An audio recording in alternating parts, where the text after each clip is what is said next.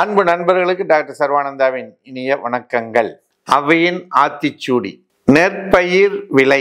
நாட்டு மக்களின் முக்கிய உணவான நெல்லை பயிர் செய்க என்று அவை சொல்லுகிறார். அதிகமா பயிர் பண்ணணுமா, அப்பதான் மக்கள் பசி பட்டினி இல்லாமல் இருப்பார்கள் அப்படின்னு சொல்றாங்க. இன்னைக்கு முடியுமா? செய்யறோமா? செய்யணும். அடிப்படையால நாம இன்னைக்கு விவசாயத்தை மறந்து இருக்கிறோம். மறக்காதீர்கள், தயவு செய்து விவசாயத்தை மறக்காதீர்கள். விவசாயத்தை செய்ய ஆரம்பியுங்கள். அடுத்து நம்ம ஹோமியோபதி சப்ஜெக்டுக்கு போறோம். ஜெனராலிட்டிஸ். என்ன பொருத்தமான டாபிக், ரெண்டும் கோயின்சைடு ஆகுதுன்னு பார்த்தீங்கன்னா, இன்னைக்கு நம்ம பார்க்கக்கூடிய சப்ஜெக்ட் என்ன தெரியுமா? ஈட்டிங், சாப்பிடுதல், உண்பது. அம்மா சமைச்சு வச்சிருக்கிற உணவை எடுத்து வாயில் போட்டு மென்று தொண்டை வழியாக விழுங்குதல். இந்த ப்ராசஸிங்கு தான் பேரு சாப்பிடுதல் அப்படின்னு பேர். புரியுதுங்களா? சாப்பிடுறதுன்னா ஏதோ ஒண்ணுன்னு யோசிச்சிருப்போம், ஆனா இதுதான் சாப்பிடுதல்.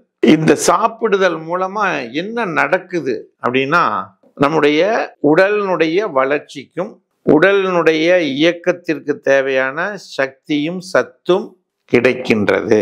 இந்த உணவை எடுத்துக்கொள்ளும் பொழுது மட்டும்தான் இது கிடைக்கும். அதனாலதான் நம்முடைய உடல் வளர்ச்சியும் உடலினுடைய சக்தியும் பெருகணும் அப்படின்னா சரியான நல்ல உணவை நாம் சாப்பிட வேண்டும். இன்னும் சொல்லணும்னா, இந்த சாப்பிடும் முறை அப்படிங்கிறது நம்முடைய சமூக பாரம்பரிய வகைகளில் ஒன்றாக இருக்கிறது. சில முறைகள் எல்லாம் வச்சிருப்பாங்க. இந்த உணவு இப்படிதான் எடுக்கணும், இது முதல்ல எடுக்கணும், இது ரெண்டாவது எடுக்கணும், இது மூணாவது எடுக்கணும், இடைப்பட்ட நேரத்தில் என்ன பண்ணணும், என்ன பண்ணக்கூடாது அப்படிங்கிற ஒரு முறைகள் எல்லாம் வைத்திருக்கிறார்கள். அதை இன்னொரு வீடியோவில் நம்ம பார்ப்போம். உங்களுக்கு தேவைன்னா கேளுங்க, நான் சொல்கிறேன். சாப்பிடுவதன் மூலம் ஏற்படும் நோய்கள் என்ன சார்? சாப்பிட்றதுனால தான் சத்து வருது, கைகால் நல்லா இருக்குது, உடம்பு வளருதுன்னு சொல்கிறீங்க. அப்புறம் நோய்களும் வருமா? வருகிறது. அனோரெக்சியா, பசியின்மை, புல்மியா, அதிக பசி எடுத்தல், பொருத்தமற்ற உணவுகளை சாப்பிடுதல், பல நோய் பிரச்சனைகள் உருவாகிறது.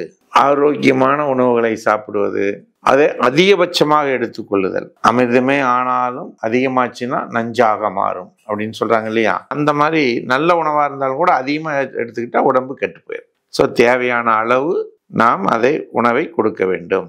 சாப்பிடுவதில் இவ்வளோ பிரச்சனைகள் இருக்குதா அப்படின்னா இருக்கு.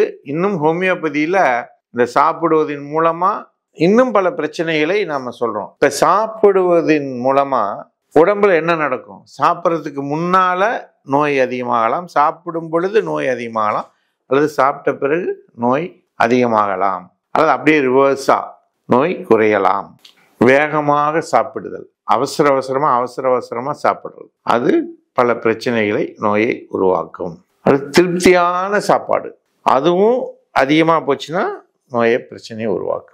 ஸோ இப்படி நோய் பிரச்சனைகளை உருவாக்கினால் ஹோமியோபதியில சிறந்த மருந்துகள் இருக்கு.